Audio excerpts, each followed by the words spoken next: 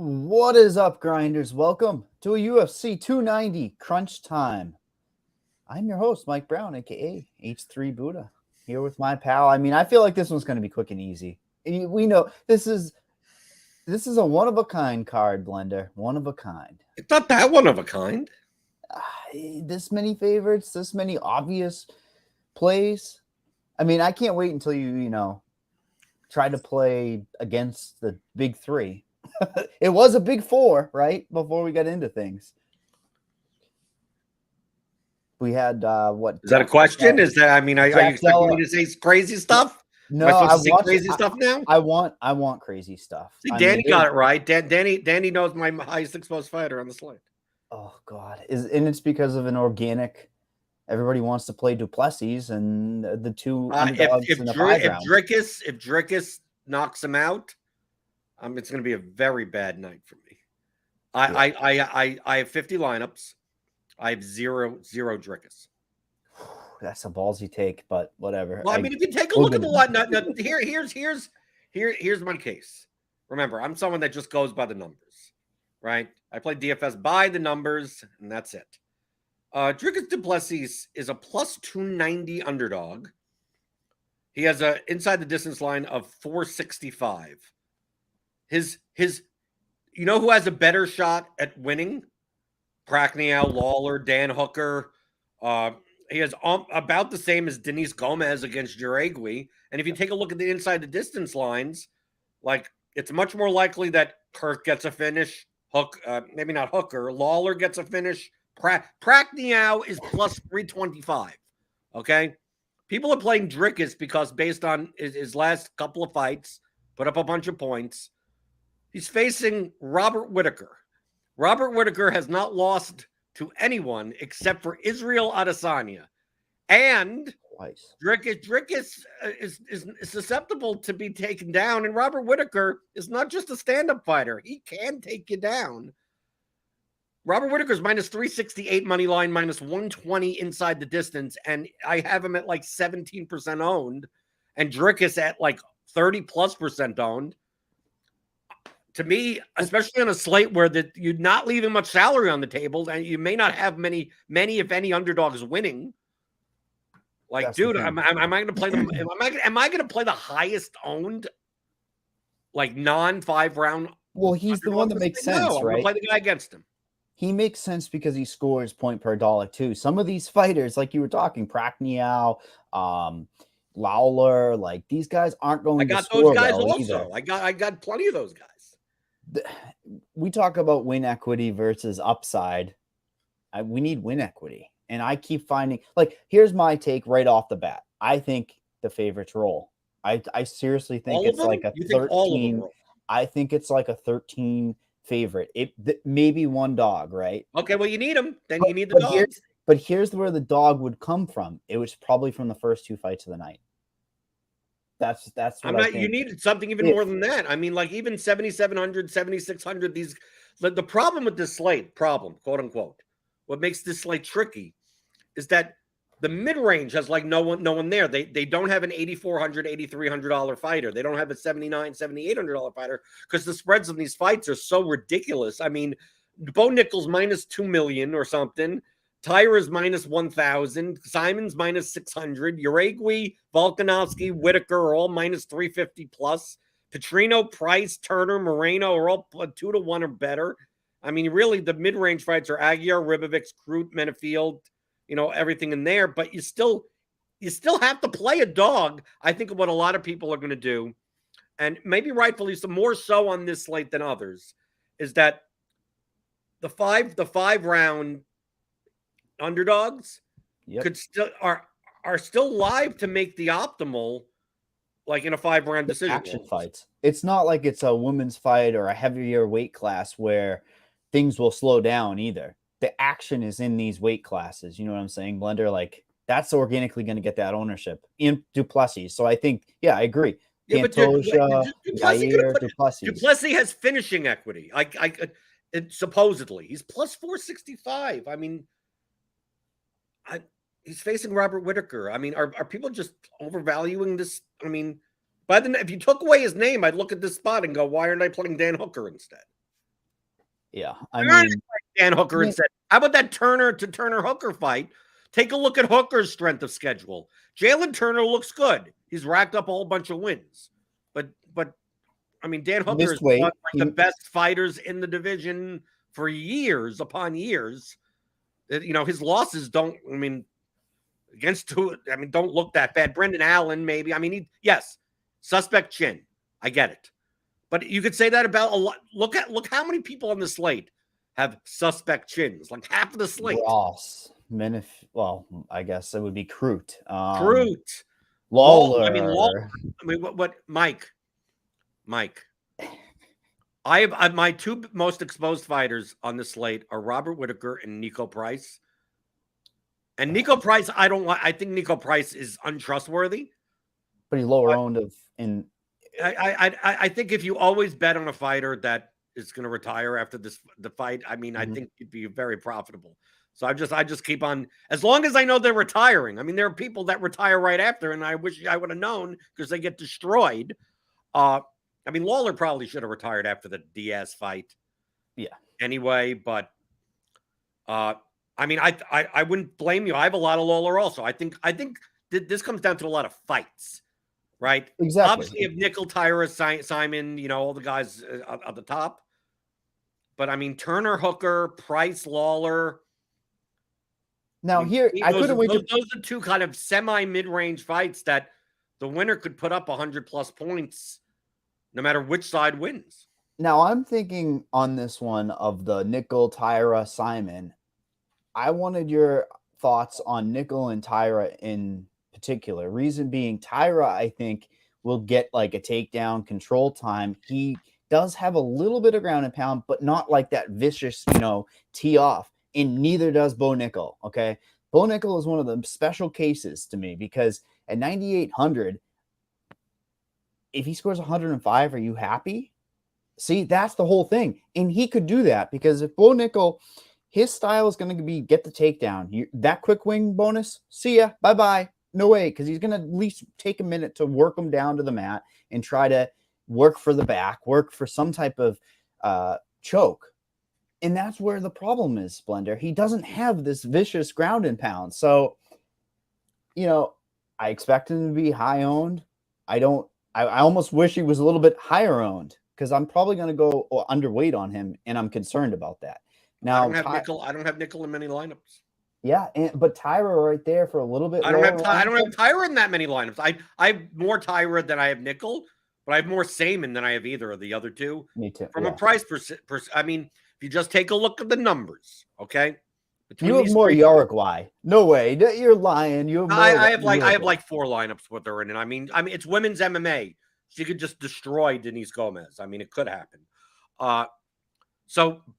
The win percentages, if we just turn them into implied probabilities, Bo Nickel 95%, Tyron 91%, Simon 86%, right? Very high. I mean, Simon's minus 600. That's still extremely high.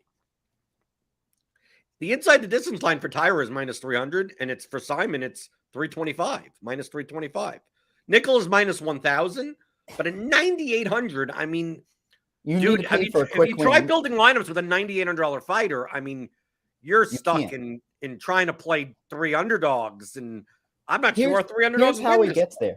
Here's how he gets there: 4.5 minutes, 2 takedowns, control time. Because I just don't see him putting up like 135 points. I mean, he can. Well, no, he definitely can. But I'm saying like he just doesn't have that pitter. I love the pitter patter. He doesn't even do that. How many fights have we seen? What are you talking bad about? Yeah. You never know. I mean, small sample. Yes, he is the most likely to put up 100 points, but is 100 points at 9,800? It really depends on the resting lineup. You're going to need dogs to come in if you're going to play Nickel, and I think that the mid-range builds, semi-mid-range builds, are going to be much lower owned in combination because I mean we're going to see a lot of Nickel plus Volkanovski plus Pantoja plus Duplessis lineups. And if you're building with those 4 fighters in it and you're playing the $25 contest in DraftKings, just withdraw at this point. I mean, obviously it's closed, right? It's already filled. But don't do that. Don't play those 4 fighters. I was thinking of combos, and I'm thinking Rodriguez and Pantoja might be one of the more popular combos just to get to those higher priced pieces. And it's not the best way to do it. I almost want to play Moreno and hope he gets like a knockout early and kills some Pantoja. Mike, the problem with Moreno is that the inside the distance lines of the 4 fighters on above him are like are nearly twice more likely than Moreno. So Turner, Price, Petrino, and Whitaker. And then you have obviously even below him. Right, even below him, right? You have like right, but Aguiar and Ribovics and Crude and Menterfield all have better ITD lines also. So that's why I would want to play him if it was lower ownership, but he has the name value. That's my problem. Yeah, I have him at 25 to 30% owned regardless. So I'll let other people play. I think I have maybe 2 Moreno lineups out of 50, and that's about it. So like if he beats me, he beats me. Good luck. I have much more Pantoja, because even if Pantoja loses, right, in a 5-round decision or something, like Pantoja could put up 65 points, and maybe that's fine. Maybe you know what you and I always say, Blender? The stall ability, right? Like there's a backpack. He could be a backpack for a round. Then Moreno might have a good round. Like that's the more opt to happen there, where the main event, people, Rodriguez, yeah, sure, he could finish. I don't think it's possible, but Volkanovski is a monster. Volkanovski has wrestling in the back pocket. Hello, that's going to negate Yair's output, even over 5 rounds. But the problem is this card, you're clawing for points, period, in underdogs. I understand all of them are there. There's somebody we haven't even talked about, 6,900. I figured you'd want a little bit of Denise Gomes, inherently a little bit more risky because it's the women's, lower tier women's. But again, I think Uruguay is in a spot where they're trying to shoot her up the rankings fast. They give her an opponent that she's probably going to be faster than, but maybe she tries to grapple. No, it doesn't matter. I mean, on this slate, that's the fight that's the most likely to go to the cards. Yeah. And on a slate where you could barely find underdogs that are worth a crap, does Denise Gomes 45 points make the optimum? I mean, dude, this is that type of slate. Like this slate does not start. So if you're watching and you're sweating and you're seeing, it's like, okay, we're going to play, what's the first fight? The Kirk Aguiar or Ribovics, Kirk or whatever. Mm-hmm. Like no matter if either of them score 100 points, that doesn't mean it. Nothing means anything until a fighter 7,600 or below wins or puts up like 70 or something. I mean, nothing happens until then. So like even if Kirk wins, that doesn't mean much, because you can't, in order to get a $7,700 fighter as your lowest priced fighter, you can only I don't even know if you could do it on this slate because you don't have an $8,300 or $8,400 fighter. So it may not even be that. This slate doesn't start to like 7,500 or below. So like Pantoja doesn't exist until the end. So until you see Hooker, Lawler, Prachnio, Duplessis, Rodriguez, Gomez, been like the slate really doesn't start until one of those people like wins. And then you could determine how you fit in everyone. It could be a slate where Nickel puts up 115. Tyra puts up 107. Simon puts up 103. Volkanovski puts up something. I mean, it could be one of those things where it's like you have 7 or 8 fighters that put up 100 plus, but it's quite possible that the highest scoring fighter can't even fit in the optimal because there's no winners down on the dog that's side. The problem. So, I mean, I think that Volkanovski Moreno builds might even be lower than normal because you can't get dogs, like you said. Lower than normal, but I still think overowned. I mean, I think Moreno is going to be overowned. Yeah. I'd rather play Volkanovski. Dude, Volkanovski is the scale. To me, you know how I like fading 5-round fights, but there's 2 on this slate. Volkanovski in a 5-round decision is, I almost think, has the highest ceiling on the slate anyway, right? Like, and he's only 9,200. Right, and he's 9,200. You take a look at Simon, Tyra, Nickel, all these other guys, and it's like, oh, finishing upside. It's like, oh, okay, they win in the first round, they score 112 points. Volkanovski could have 6 takedowns, score an average of like 22 points a round for 5 rounds, and then win and have 140 points. So like it's one of these things where at plus 135 ITD, like it doesn't do it. I can't compare that to others because He has so many paths to scoring a lot of points. Yeah, I mean, he's underpriced for what he normally does, and that's the big thing. Like, I feel like I should be clicking him in more, but it's just a difficult card. One fight we haven't even talked and hit on is the Vitor Petrino and Pacquiao. I mean, I think that one might have some stall ability. Pacquiao, yes, he's chinny. Yes, I understand there's a strong inside the distance with Petrino. And I guess he's got sneaky takedown upside now. We saw him last time out go for takedowns, which is a little bit of a wrinkle in his game. But Pacquiao's not good.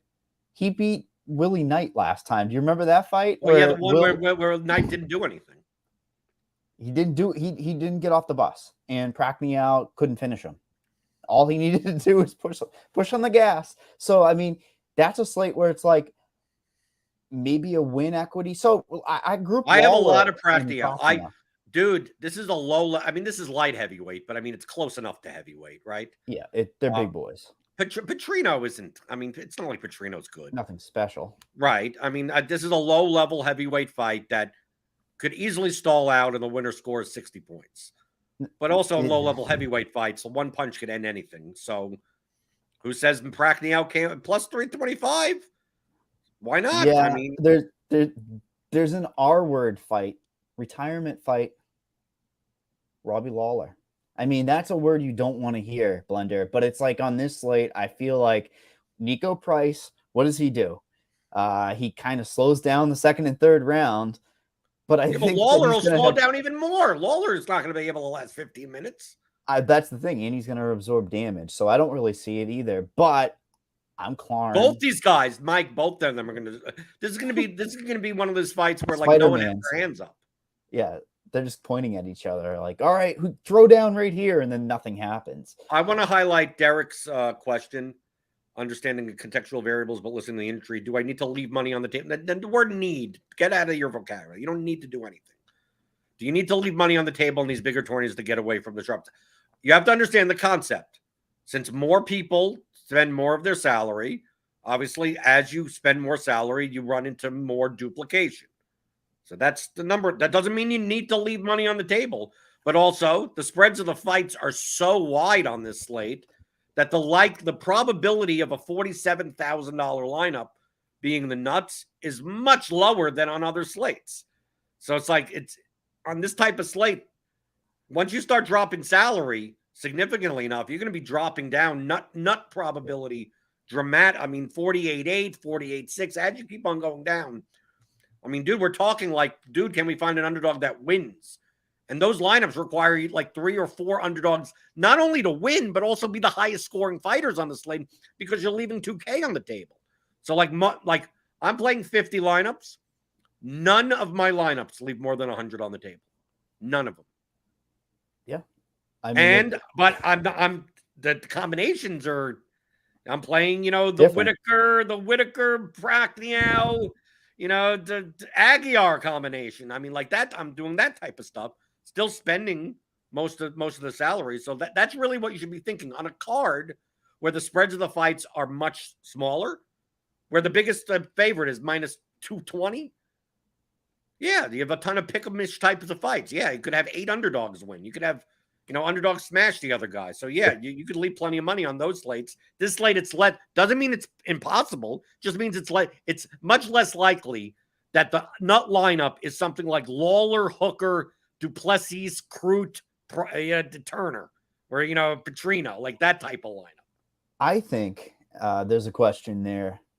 Who do you like, Crute or Menifield? I think that's one of the leverage. Yeah, I think that's I think the leverage, Mike. For the leverage.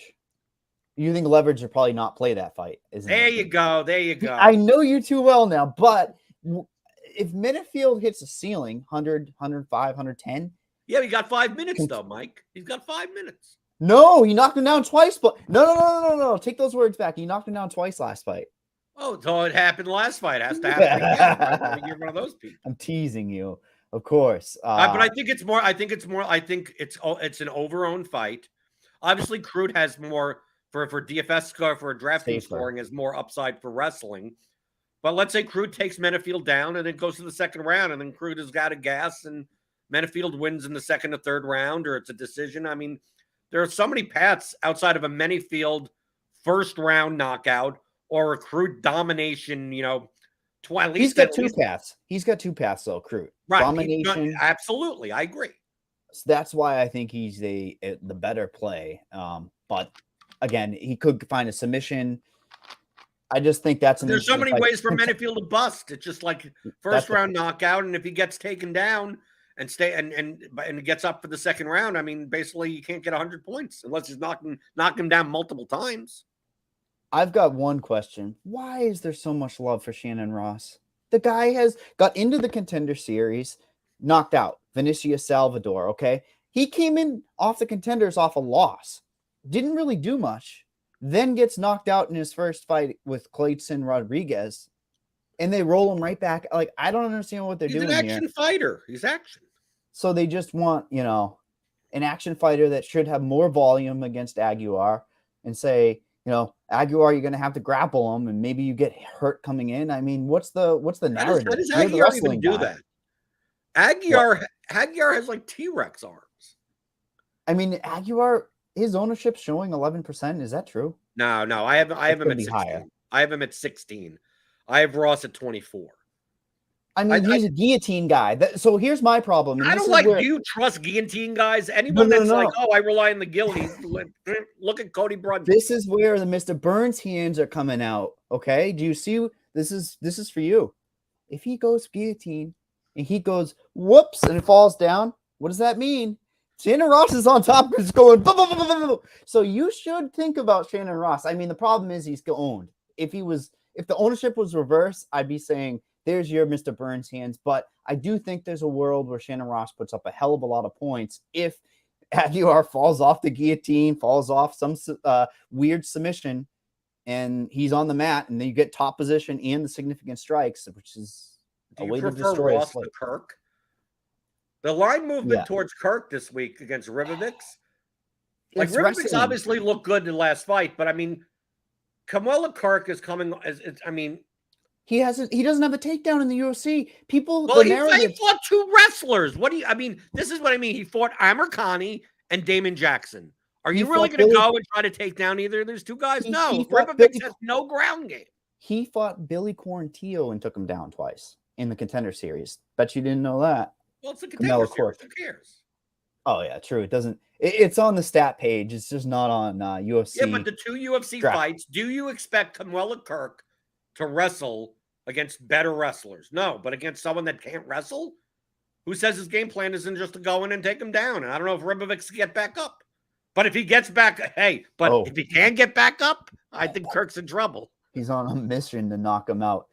This show is brought to you by FanDuel Sportsbook. If you're in a legal sports betting state, take advantage of their awesome bonus offer. New customers can get bet $20 and get $200 in bonus bets. Terms and conditions do apply. Yeah, I mean, what was the other fight that we haven't even talked on? There was one Tyra, you threw Tyra out kind of. I think Nickel, Tyra, and Simon all win.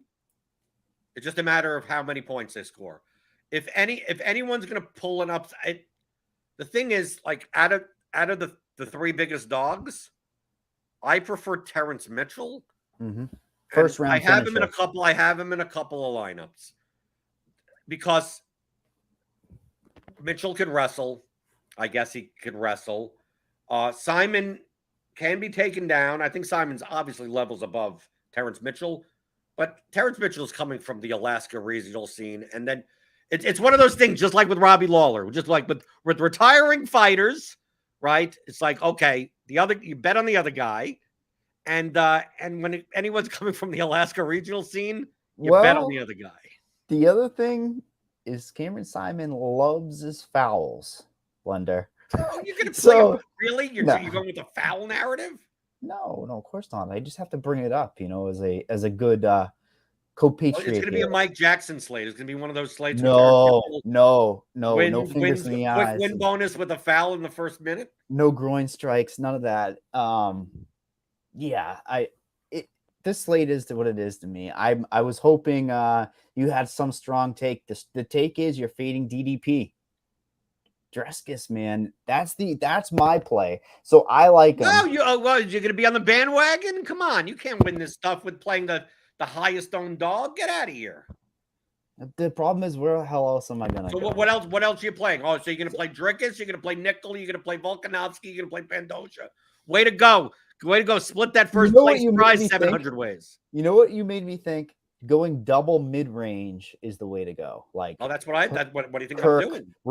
Kirk and Aguilar, or like Ross and Menefield, something mix matchy of that. Yeah, but I'm going up a little bit more. I'm avoiding, like, I have no lineups where I'm playing 2 of Nickel, Tyra, and Simon. So I have a max 1 of Nickel, Tyra, Simon. I also have a max 1 of Volkanovski and Moreno. Right? I also have like a max 1 of everyone from like Duplessis down. So, like, I'm not going to play, Rodriguez Gomez. I'm not going to do those types of lineups because I'm going to run into combinations with, people that are playing Nickel and Volkanovski with those types of lineups. So I'm just removing all those. So that's why I have a lot of Whitaker. Right? We see these 9. Look at these 4 9K guys. These 4 guys right underneath Whitaker, Petrino, Price, and Turner. They're all have huge. A better than 50% chance of winning inside the distance. And these guys, if they do so, could outscore or at least match the score of Simon, Tyra, and Nickel. So why not play more of those? And then when you play 2 of them, I can play Whitaker and Price. And then my lowest price fighter is could be Pantoja. I mean, my lowest price fighter could be Dan Hooker. I love it. That's the way to play it. And hope that there's even more ownership towards those top tier guys, right? That would be the hope. Well, I think what's going to end up happening is that I think I have Tyra and Saman at 26 and 24 and Nickel at 40. I could see Tyra's coming down because it's only 200 more to Nickel. Simon, I don't know. It really depends. I mean, Jaregui, I have at like 12. She may end up coming in. She could come in at like 7%. I thought that you would say play her, but the problem is context. There's so much better. Like you just said, that range, the Turner, Price, Petrino. She has to beat all of them. I mean, it's not like one. It's not like you take away Tyra and Saman and it was just Jaregui there. Be like, okay, she has to beat like Volk and Nickel. It's like, okay, I could. There's a probability of that. It's like, no, she's got to beat like 5 other. She's not only it's not only beating Simon, Tyra, and Nickel. She has to beat Volk and Whitaker. And possibly Price and Turner and Petrino. I mean, it's just that's multiple knockdown range. Right. You're at the point where she needs like she needs a quick win bonus or a 30-27 where she smothers her with 8 takedowns and 300 ground strikes, which, I mean, I guess could happen. I expect this fight to be. There's even stallability. That's the problem in that one, where Denise just holds her against the cage or goes for her own takedown in the first. So 100% understand. There's only 2 minutes left before lock. Everything is safe and sound. Just don't come on the air with the camera on the broadcast team, because that's never a good sign at all. Next week, though, blended 13 fights, and it's ugly. It's ugly good, if you know what I mean. I love ugly. But the problem is it's Holm versus Bueno Silva in the main event. So hopefully that Holly Holm is next week? Yeah, Bueno Silva is in there with her. Okay, so I mean, typically most people play the main event too much, so that seems like a main event that we don't play. Definitely your type of slate. It's ugly the way the more you go down the slate, it's not that good. But for UFC 290, I think we're kind of done with this one, Blender. Let's I know where I stand on the first 2 fights. I mean, I think I went too heavy on Aguilar, but that's just because he has wrestling base. I think he can kill off some of that Shannon Ross love. T-Rex arms or not, shoot takedowns at will. That scores a lot of points. For Blender and I, on another MMA Crunch Time, we are out of here.